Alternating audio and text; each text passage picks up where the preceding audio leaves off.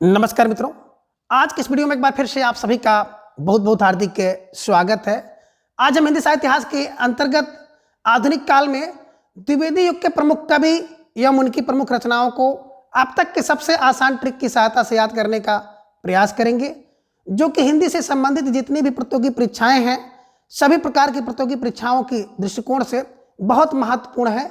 इसलिए इस वीडियो को अंत तक जरूर देखें और वीडियो देखने के बाद आपको थोड़ा सा भी लाभ पहुंचे तो कृपया चैनल को सब्सक्राइब करके आप हमारे साथ जुड़ जाएं और अपनी तैयारी को बूस्ट करें। तो चलें, अब ज़्यादा समय ना गंवाते हुए हम लोग अपने विषय वस्तु पर आते हैं। तो जैसा कि स्क्रीन पर आप देख पा रहे हैं, द्विवेदी युग या जागरण सुधार काल, यानी कि द्विवेदी युग या इसी का एक अन्य नाम है जागरण सुधार काल। तो द्विवेदी युग या जागरण सुधार काल में सबसे पहले हम इसके समय को देखेंगे। और समय की बात अगर की जाए तो आप देख पा रहे हैं डॉक्टर नागेंद्र जी ने द्विवेदी काल को सबसे पहले तो इन्होंने क्या कहा, इसको कि जागरण सुधार काल कह दिया। और जागरण सुधार काल का इन्होंने समय बताया कि 1900 ईस्वी से लेकर के 1918 ईस्वी तक का जो समय है वो जागरण सुधार काल है। तो मुख्य चीज़ आप जान लीजिएगा कि डॉक्टर नागेंद्र जी ने द्विवेदी युग को क्या कहा, जागरण सुधार काल कहा। टाइम क्या बताया कि 1900 ईस्वी से लेकर के 1918 ईस्वी तक का जो समय है वो द्विवेदी युग यानी कि जागरण सुधार काल के अंतर्गत आता है। कैसे दिमाग में रखें, तो एक छोटा सा क्लिक बना लीजिएगा ना कि द्विवेदी में है ना, डॉक्टर ने क्या बताया कि द्विवेदी में भैया देखिए 1918 का अंतर है, 18-19 का अंतर है, 18-19 का या 19-18 का अंतर है। तो 19 का मतलब है कि 1900 ईस्वी से लेकर के 1918 ईस्वी तक का जो समय है वो जागरण सुधार काल के अंतर्गत डॉक्टर नागेंद्र जी ने रखा है। तो डॉक्टर नागेंद्र जी और द्विवेदी जी में कितना अंतर है, एक क्लू बनाइए कि डॉक्टर नागेंद्र जी और द्विवेदी में कितना अंतर है, बताए 1918 1918 19 का अंतर है, 1918 1918 1900 से 1918 1918 1918 का अंतर है। ठीक है ना, ऐसे दिमाग में बैठा लीजिएगा। ठीक है, आगे आचार्य रामचंद्र शुक्ल जी ने द्विवेदी युग को नई धारा यानी कि द्वितीय उत्थान के अंतर्गत रखा।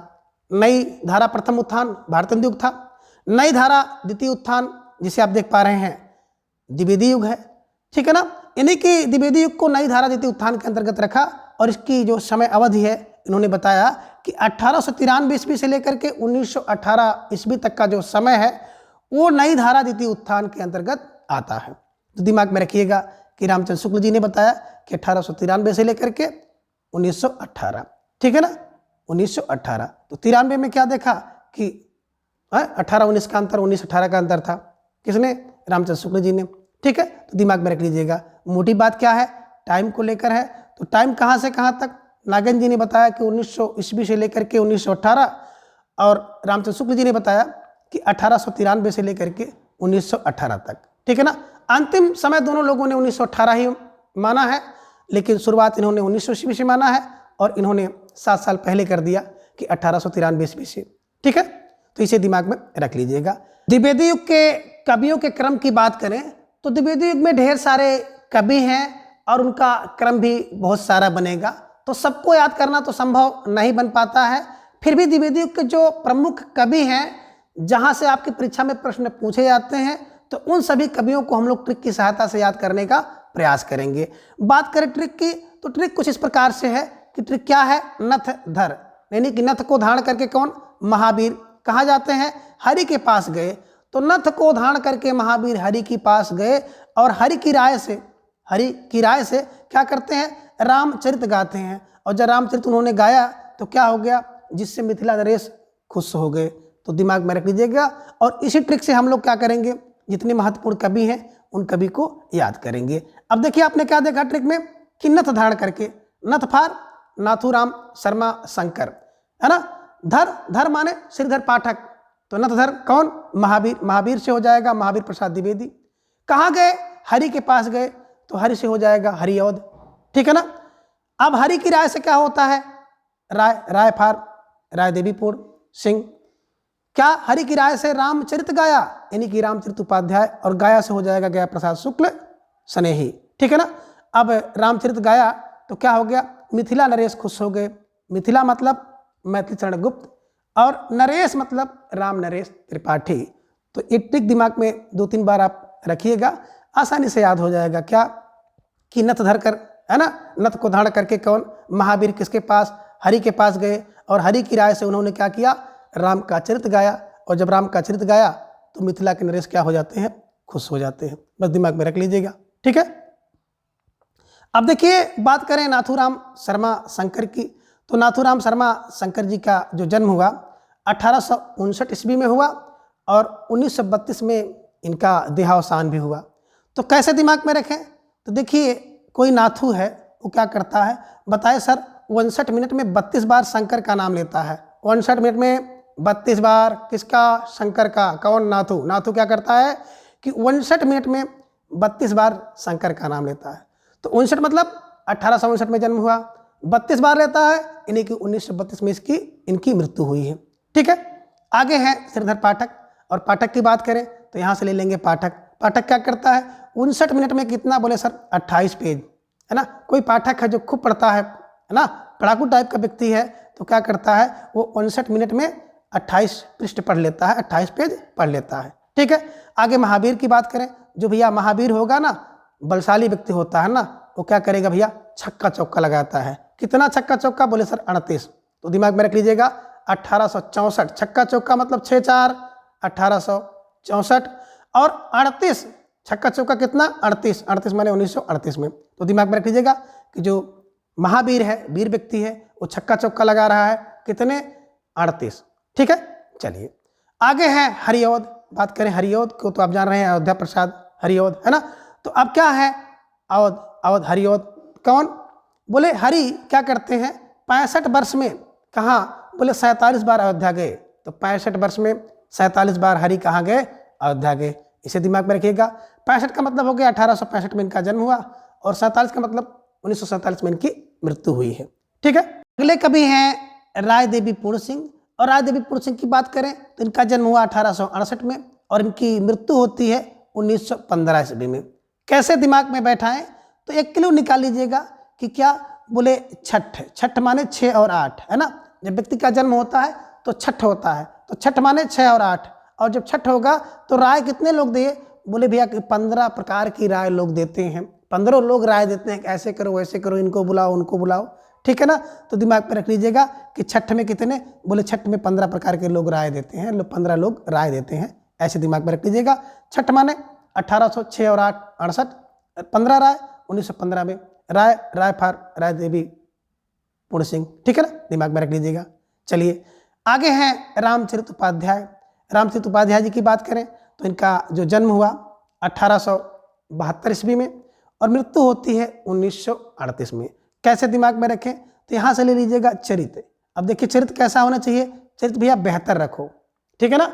अगर चरित्र आप बेहतर रखोगे तो क्या करेंगे, 38 प्रकार के लोग, 3800 लोग आपको क्या करेंगे, सम्मान देंगे। बस दिमाग में रख लीजिएगा, ठीक है ना। बेहतर चरित्र तो 3800 लोग, 38 प्रकार से लोग क्या करेंगे, आपका सम्मान करेंगे, आपका मान करेंगे। इसलिए चरित्र बेहतर, बेहतर पार 1872 में जन्म हुआ, 38 प्रकार से लोग, 1938 में इनकी मृत्यु हुई। इसे भी दिमाग में रख लीजिए, ठीक है।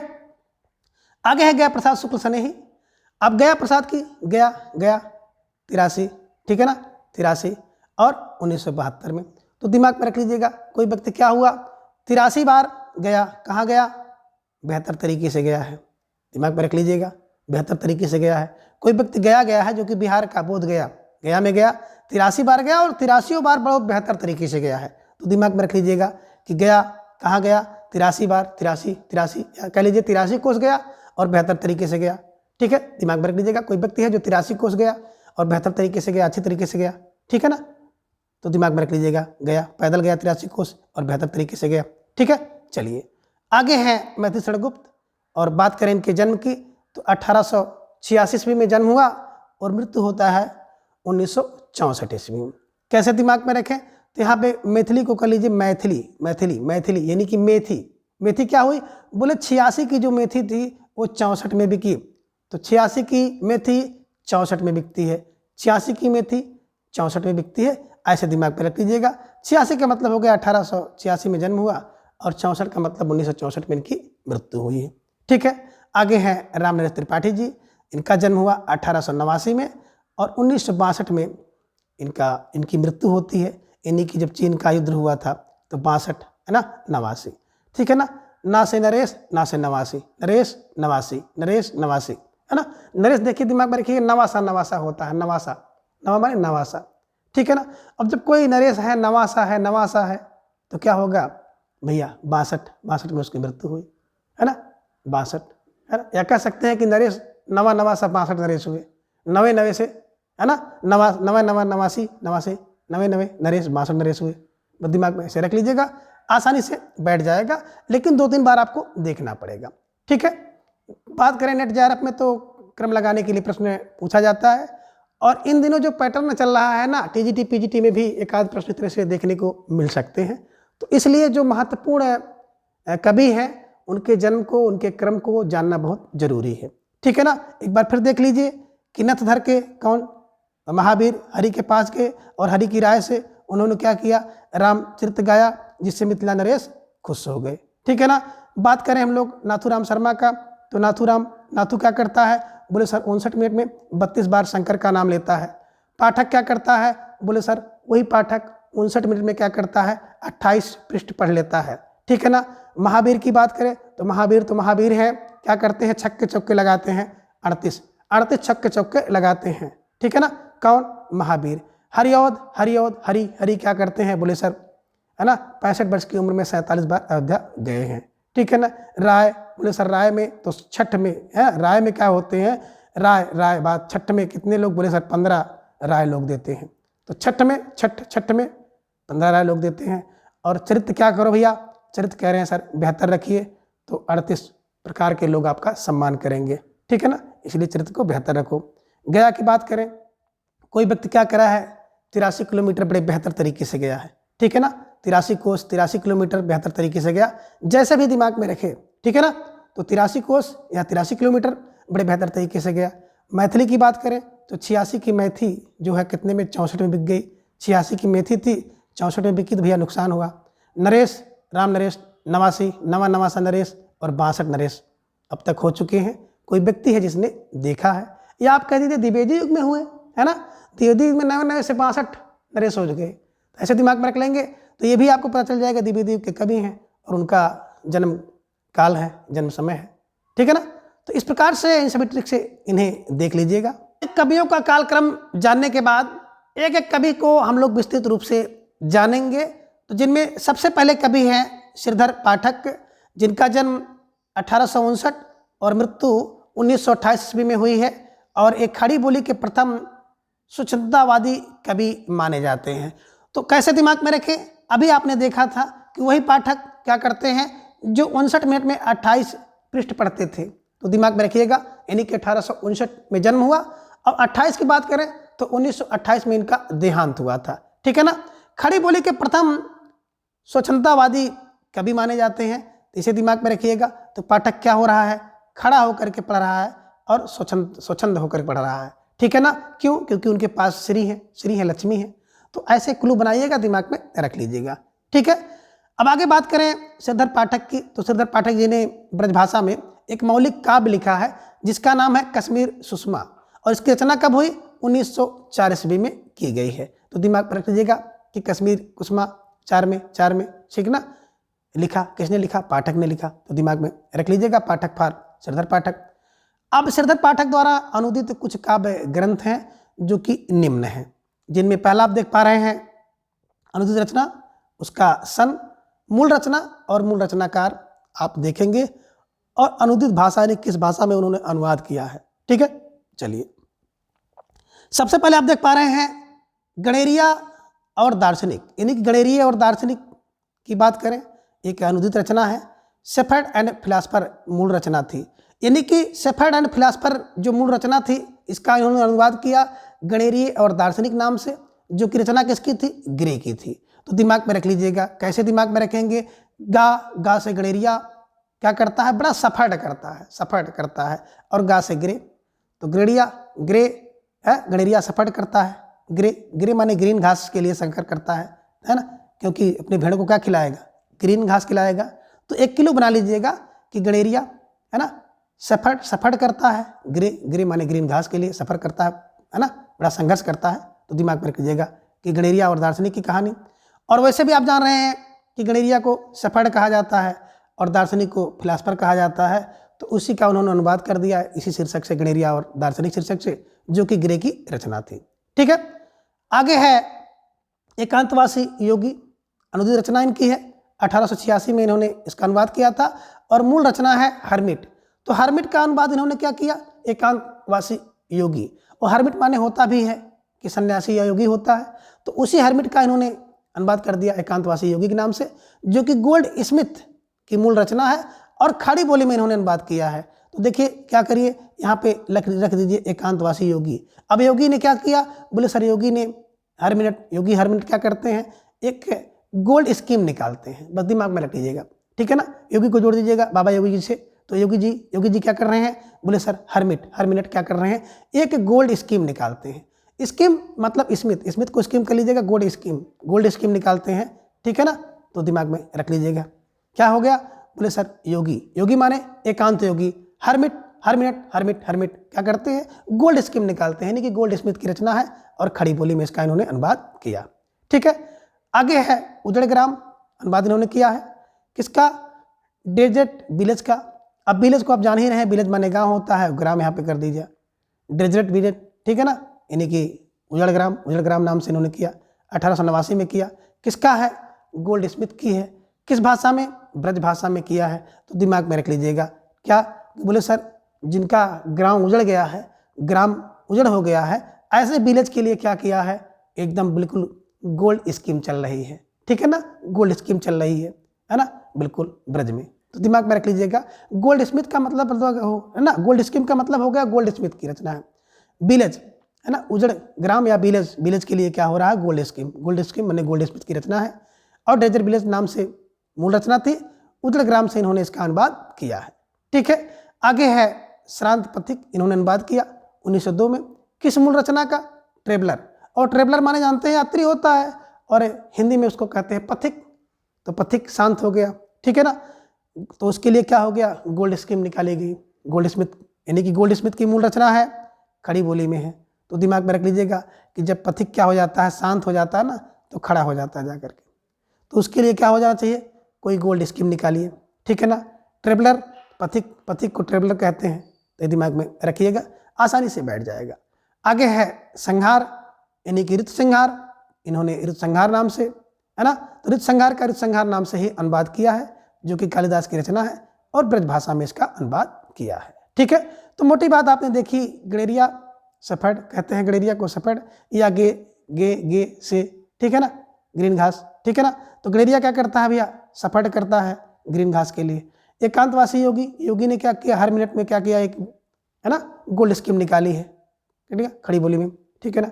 उजड़ ग्राम है ना, यानी कि डेजर्ट विलेज, उजड़ ग्राम या विलेज के लिए क्या होगा, गोल्ड स्मिथ निकाली गई ब्रज भाषा में, ठीक है ना। श्रांत पथिक क्या हो जाता है, ट्रेवलर है, ट्रेवलर करते हुए, पथिक क्या हो, ट्रेवलर करते हुए शांत हो जाता है, तो उसके लिए भी गोल्ड स्कीम निकाली गई खड़ी बोली में। ऋतु संहार और कालिदास की रचना है, ब्रज भाषा में लिखा गया है। ठीक है, अब इन सब रचनाओं को कैसे देखें कि किन किन रचनाओं का श्रीधर पाठक जी ने अनुवाद किया है। तो एक क्लू निकाल सकते हैं, क्या क्लू है कि गणेरिया क्या है, गणेरिया एकांत में, है ना, एकांत ग्राम में क्या कर रहा है, पथिक का संहार देख रहा है। कोई गणेरिया है, गणेरिया मतलब गणेरिया और दार्शनिक का इन्होंने अनुवाद किया। एकांत से हो गया एकांतवासी योगी, ग्राम से हो गया उजड़ ग्राम में क्या कर रहा है, पथिक माने श्रांत पथिक का संहार देख रहा है। तो दिमाग में ऐसे रख लीजिएगा कि इन रचनाओं का इन्होंने अनुवाद किया है। किसका, गणेरिया क्या कर रहा है, एकांत ग्राम में पथिक का संहार देख रहा है। ठीक है, ऐसे दिमाग में रख लेंगे तो निश्चित रूप से आपको जितनी इनकी अनुदित रचनाएं हैं आसानी से याद हो जाएंगी। ठीक है, चलिए अब आगे हम लोग देखेंगे श्रीधर पाठक की खड़ी बोली में कुछ मौलिक कृतियां हैं जो कि निम्न हैं, ठीक है ना, जिनमें पहली इनकी कृति है बनाष्टक, दूसरी कृति है देहरादून जिसे इन्होंने 1915 ईस्वी में लिखा है, तीसरी रचना है भारत गीत 1928 में लिखा, चौथी रचना है जगत सच्चाई सार, और पांचवी रचना है स्वर्गीय बीड़ा, छठी रचना है धन विजय, सातवीं रचना है संध्य अटन, और आठवीं रचना है गुणवंत हेमंत, जो कि 1900 ईस्वी में इन्होंने लिखा है। अब इन सभी रचनाओं को कैसे दिमाग में रखें, तो दिमाग में रखने के लिए क्लू बनाना पड़ेगा कि श्रीधर पाठक क्या करते हैं, है ना। एक क्लू आप निकालेंगे और उस क्लू की सहायता से आप दिमाग में रख पाएंगे। देखिए पाठक क्या कह रहा है कि पाठक कह रहा है बना दे, क्या बना दे, बना दे क्या, एक भारत गीत, है ना। बना दे एक भारत गीत जो क्या करे, जगत की सच्चाई को स्वर्ग में पहुंचा दे, और जिससे क्या हो जाएगा, विजय हो जाए, और उस विजय से क्या हो जाए कि अटन, उस विजय से अटन हो जाए और हेमंत गुणवंत हो जाए, और अटन गुणवंत हो जाए, अटन गुणवंत हो जाए या संध्या गुणवंत हो जाए। दिमाग में रख लीजिएगा कि संध्या क्या हो जाए, गुणवंत हो जाए। ठीक है, कौन, पाठक कह रहे हैं कि भैया देखो एक काम करिए, है ना, बना दो, बना दे क्या, एक भारत गीत, एक भारत गीत बना दीजिए जो जगत की सच्चाई को क्या करे, स्वर्ग में पहुंचा दे, और स्वर्ग में पहुंचा कर क्या करे, विजय करा दे, और विजय कराने के बाद क्या कर दे, संध्या को गुणवंत कर दे। इन्हीं की जो संध्या है ये संध्या गुणवंत हो जाए, गुणों से युक्त हो जाए।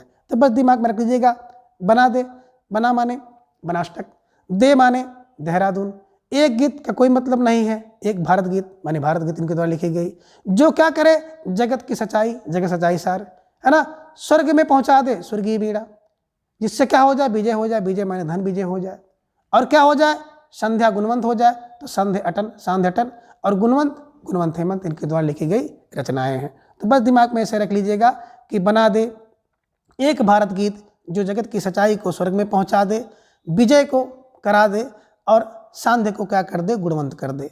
बस दिमाग में ऐसे रख लेंगे तो आसानी से याद हो जाएगा कि श्रीधर पाठक द्वारा लिखी गई ये सब मौलिक रचनाएं हैं। ठीक है, चलिए अब श्रीधर पाठक द्वारा ब्रजभाषा में रचित कुछ मौलिक काव्य हैं जो निम्न हैं, जिनमें आपने अभी देखा था कश्मीर सुषमा 1904 में, और मनो विनोद 1882 में।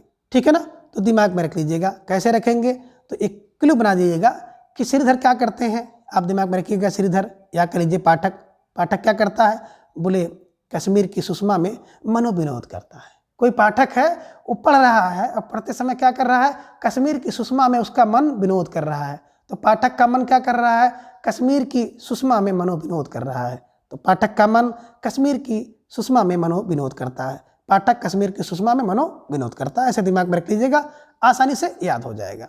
ठीक है, आगे श्रीधर पाठक ने एकांतवासी योगी की रचना लवनी या ख्याला शैली में की है, तथा श्रांत पथिक की रचना रोला छंद में की है। तो बात दिमाग में रखिएगा, श्रीधर पाठक ने क्या किया, एकांत योगी की रचना लवनी या ख्याला शैली। तो देखिए जब हम लोग एकांत में बैठे रहते हैं ना, तो क्या आता है, ख्याल आता है, और जब ख्याल आता है तो लवनी हम लोग लिखते हैं। तो दिमाग में रख लीजिएगा कि व्यक्ति क्या हो जाता है, जब एकांत में बैठता है तो उससे ख्याल आता है, नहीं ख्याला शैली, और ख्याल आता है तो बड़ा लवली आता है, लवली ख्याल आता है, प्यारा ख्याल आता है। तो बस दिमाग में रख लीजिएगा कि एकांत में बैठे हुए योगी को क्या हो गया, ख्याल आया, तो उसने लावनी लिख दी। ठीक है ना, और शांत पथिक, जब पथिक यात्रा करके शांत हो जाता है ना, तो बिल्कुल रोला एकदम बिल्कुल रोला सा दिखाई देता है, रोया दिखाई देता है। बस दिमाग में रख लीजिएगा कि रोला छंद में इन्होंने लिखा है। कभी कभी प्रश्न बन जाते हैं। ठीक है, चलिए आगे है श्रीधर पाठक द्वारा खड़ी बोली में रचित प्रथम कविता जिसका नाम है गुणवंत हेमंत। ठीक है ना, देखिए खड़ी बोली में श्रीधर ने पहली कविता ऐसा लिखा जो बड़ी गुणवंत हुई, है ना। तो पहली कविता खड़ी बोली में श्रीधर पाठक की पहली कविता खड़ी बोली की बड़ी गुणवंत हुई, गुणवंत फार गुणवंत हेमंत। और कह रहे खड़ी बोली का प्रथम जो पुस्तक है एकांतवास योगी, है ना। तो दिमाग में रखिएगा पाठक ने क्या किया कि पहली कविता जो लिखा वो पहली कविता खड़ी बोली की बड़ी गुणवंत हो गई, और जो खड़ी बोली की पहली उन्होंने पुस्तक लिखी उसको एकांत में पढ़ी, किताब पुस्तक जो लिखी एकांतवास योगी, है ना, आप कह सकते हैं एकांतवास योगी को दे दिया। ऐसे दिमाग में रख लीजिएगा कि पहली कविता जब लिखा पाठक ने तो कविता बड़ी गुणवंत हुई, और पहली जो पुस्तक उन्होंने लिखी उस पुस्तक को एकांतवासी योगी ने ले लिया, या एकांतवासी योगी को उन्होंने दे दिया।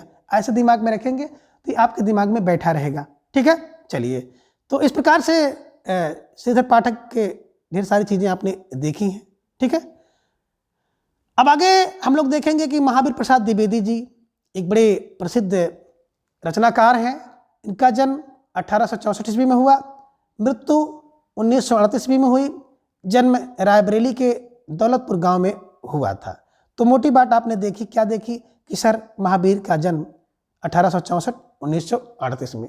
यही महावीर हैं जिन्हें अभी हम लोगों ने पढ़ा है कि जो भैया महावीर होगा वो छक्का चौका लगाएगा। और कितने छक्का चौके लगाते हैं? बोले सर 38। तो 1864 छक्का चौका और 38 1938। कौन? जो महावीर है, जो व्यक्ति महावीर है, वीर ही नहीं महावीर है, तो क्या करेगा? छक्का चौका लगाएगा। और कितना लगाएगा? 38 लगाएगा। ठीक है ना। रायबरेली, दिमाग में रखिएगा, रायबरेली के दौलतपुर गांव में इनका जन्म हुआ था। ठीक है, चलिए आगे। आचार्य रामचंद्र शुक्ल जी ने लिखा है कि हम पंडित महावीर प्रसाद द्विवेदी को पद रचना की एक प्रणाली के प्रवर्तक के रूप में पाते हैं। ठीक है ना। तो देखिए, प्राणी पद प्रणाली प्रवर्तक, पा है ना, कि पद रचना के प्रणाली के प्रवर्तक कौन? रामचंद्र शुक्ल मानते हैं। किसको? महावीर को, वीर को, महावीर को। ठीक है ना। तो महावीर प्रसाद द्विवेदी क्या है? पद रचना की प्रणाली के प्रवर्तक हैं। किसने कहा? शुक्ल जी ने कहा, दिमाग में रख लीजिएगा। ठीक है, आगे बता रहे हैं कि महावीर प्रसाद द्विवेदी ने गद्य और पद दोनों के लिए खड़ी बोली में सामान्य बोलचाल की भाषा को प्राथमिकता देने की वकालत की है। किसने? वकालत किसने की? बोले भैया वकालत महावीर प्रसाद द्विवेदी ने की। किसकी वकालत की? गद्य और पद में दोनों के। किसकी? खड़ी बोली की, है ना। देखिए, खड़े खड़े वकालत करते हैं, है ना, चाहे गद्य हो या पद हो, सबकी वकालत इन्होंने खड़े खड़े की है। किसने? महावीर। अब महावीर व्यक्ति जो है वो खड़े खड़े ही वकालत करेगा, बैठेगा नहीं। तो दिमाग में रख लीजिएगा। और वैसे भी देखेंगे वकालत जब होती है ना तो खड़े खड़े होती है, दिमाग में रख लीजिएगा। खड़े खड़े वकालत किया, गद्य और पद की किया। ठीक है ना। तो दिमाग में रख लीजिएगा, यानी कि खड़ी बोली की वकालत इन्होंने किया गद्य और पद दोनों भाषाओं में।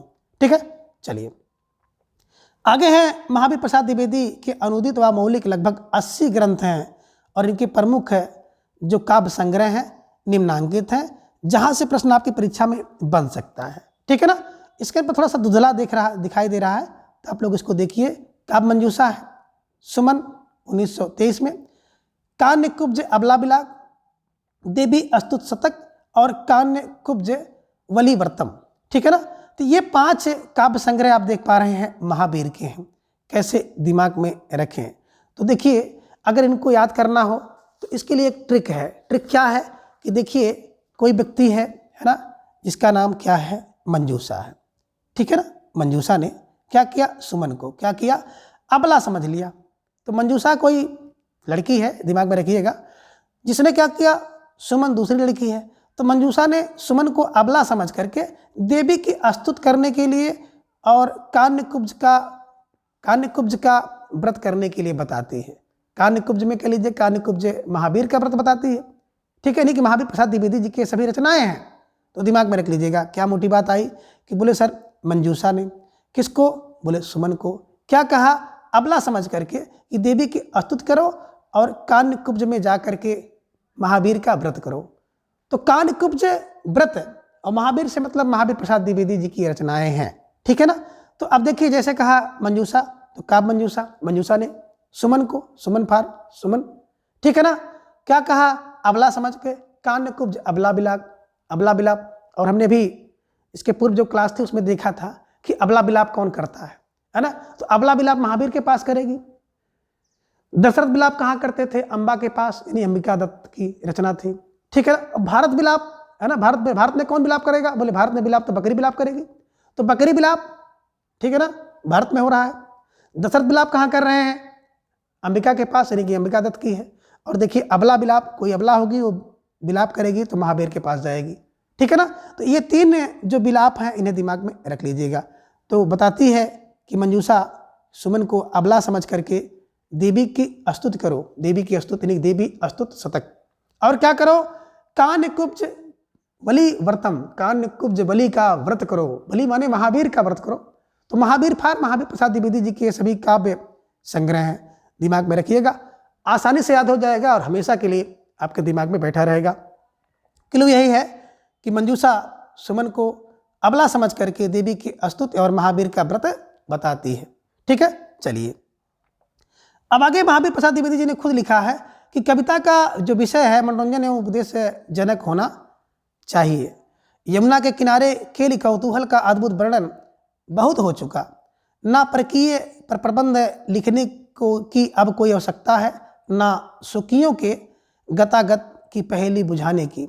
चींटी से लेकर हाथी पर्यंत, भिक्षुक लेकर राजा पर्यंत, मनुष्य बिंदु से लेकर समुद्र पर्यंत जल, अनंत आकाश, अनंत पृथ्वी, अनंत पर्वत, सभी पर कविता हो सकती है। तो दिमाग में रखिएगा क्या इन्होंने कहा कि देखिए विषय मनोरंजन और उपदेशजनक होना चाहिए। तो पहली चीज महावीर ने क्या कहा कि मनोरंजन और उपदेश खूब हो, ठीक है ना।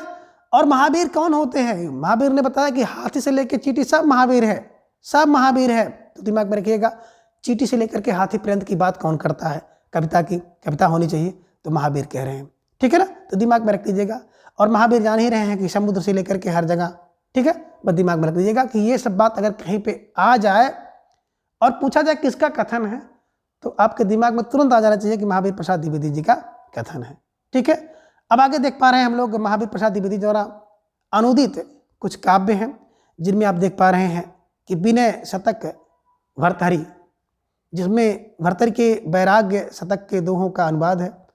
बिहार वाटिका की बात करें तो जयदेव के गीत गोविंद का संक्षिप्त अनुवाद इसमें इन्होंने किया है। स्नेहमाला फिर वही भर्तृहरि के श्रृंगार शतक के दोहों में अनुवाद है। गंगा लहरी पंडित राज जगन्नाथ की जो गंगा लहरी है उसका सवैया में अनुवाद इन्होंने किया है। तो दिमाग में रख लीजिएगा, कभी कभी प्रश्न यहाँ से पूछ लिया जाता है कि गंगा लहरी का सवैया में अनुवाद किसने किया है? तो महावीर, ठीक है ना, महावीर प्रसाद द्विवेदी जी ने किया है, ठीक है। ऋतुरंगणी की बात करें तो कालिदास के जो ऋतु संहार का छाया अनुवाद इन्होंने ऋतुरंगणी नाम से किया है। अब इन सबको कैसे दिमाग में रखें कि इन्होंने कितने अनुवाद किए हैं? तो एक क्लू बनाइए, यहाँ पे क्लू आपको देखिए दिख रहा है, क्या दिख रहा है? विनय, ठीक है ना। अब विनय क्या कर रहे हैं? बिहार की वाटिका में क्या कर रहे हैं? स्नेह की लहर क्या है? तरंग ले रही है। बस दिमाग में रख लीजिएगा, विनय बिहार की, विनय बिहार की वाटिका में स्नेह की लहर तरंग लेती है। बस दिमाग में रख लीजिएगा। बोले सर क्या? बोले सर विनय बिहार की वाटिका में स्नेह की लहर तरंग ले रही है। तो विनय बिहार की बात करें, विनय फार विनय शतक भर्तृहरि, बिहार की बात करें बिहार की वाटिका यानी कि बिहार वाटिका में स्नेह की लहर, स्नेह मतलब स्नेहमाला, लहर की बात करते हैं गंगा लहरी, तरंग लेती है ऋतुरंगणी। किसने? बोले महावीर, ठीक है ना। तो महावीर क्या करते हैं? विनय बिहार की वाटिका में स्नेह की लहर की तरंग लेते हैं। दिमाग में ऐसे रख लीजिएगा, आसानी से याद हो जाएगा कि विनय क्या करते हैं, महावीर क्या करते हैं। विनय की बिहार वाटिका में स्नेह की लहर का तरंग लेते हैं, ठीक है, ऐसे दिमाग में रख लीजिएगा। आगे बता रहे हैं कि महावीर प्रसाद द्विवेदी जी की प्रसिद्ध कविता है। कौन सी प्रसिद्ध कविता है? स्वर्गो नरक ठिकाना नाही, ठीक है ना। तो कैसे दिमाग में रखेंगे? देखिए महावीर क्या करेंगे, जिसको ना ठोकेंगे, इसको ठोकेंगे, उसको स्वर्ग नरक में कहीं ठिकाना नहीं मिलने वाला है। बस दिमाग में ऐसे रख लीजिएगा, है ना। बहुत अच्छी क्लू आपकी बन गई कि महावीर जिसको ठोकेंगे उसको स्वर्ग या नरक में कहीं ठिकाना नहीं मिलने वाला है, कहीं आश्रय नहीं मिलने वाला है। कहने का मतलब है कि स्वर्ग नरक ठिकाना नहीं कविता किसकी है? तो महावीर प्रसाद द्विवेदी की है। अब इस क्लू की सहायता से, इस ट्रिक की सहायता से आप आसानी से याद कर सकते हैं। और मित्रों, इन सभी ट्रिक का उद्देश्य किसी की भावना को ठेस पहुंचाना नहीं है, ना ही किसी राजनीतिक गतिविधि से कुछ इसका लेन देन है। बस मिर्च मसाला लगाकर हम लोग किसी भी रचना को अगर याद करते हैं तो आसानी से याद हो जाता है, और यही एकमात्र उद्देश्य हमारा चल रहा है। लोगों के प्रेम, स्नेह और विश्वास तथा उत्साहवर्धन के फलस्वरूप इतने कम समय में लगभग 570 के आसपास ट्रिकी वीडियो मेरे द्वारा यूट्यूब पर अपलोड किया जा चुका है। तो आप उन सभी वीडियो को प्लेलिस्ट से प्राप्त कर सकते हैं और अपनी तैयारी को जाकर के बूस्ट कर सकते हैं। आगे हम लोग देख पा रहे हैं कि अयोध्या सिंह उपाध्याय हरिऔध, जिनका जन्म समय है 1865 ईस्वी, मृत्यु 1947 ईस्वी में हुई। डॉक्टर गणपत चंद्र गुप्त ने इन्हें आधुनिक काल का सूरदास कहा है। तो ये भी दिमाग में रखने योग्य बात है कि कौन? अयोध्या सिंह उपाध्याय को आधुनिक काल का क्या कहा जाता है? सूरदास कहा जाता है। किसने कहा है? गणपत चंद्र गुप्त ने कहा है। जन्म की बात करें तो अभी हम लोगों ने देखा था, कौन? बोले हरि क्या करते हैं? 65 वर्ष की उम्र में 47 बार कहाँ गए? बोले सर अयोध्या गए, ठीक है ना। तो हरि क्या करते हैं? 65 वर्ष की उम्र में 47 बार कहाँ? अयोध्या जाते हैं। इन्हीं की 1865 में जन्म हुआ, और 47 की बात करें तो 1947 में इनकी मृत्यु हुई है। आधुनिक युग का कौन? आधुनिक काल का सूरदास किसने कहा? गणपत चंद्र गुप्त ने कहा। किसको कहा? अयोध्या सिंह उपाध्याय हरिऔध जी के विषय में कहा है। ठीक है, आगे अयोध्या सिंह उपाध्याय हरिऔध ने 3 प्रबंध काव्य लिखे हैं जो कि निम्नलिखित हैं, जिनमें पहला है प्रिय प्रवास, दूसरा है परिजात, तीसरा है वैदेही वनवास।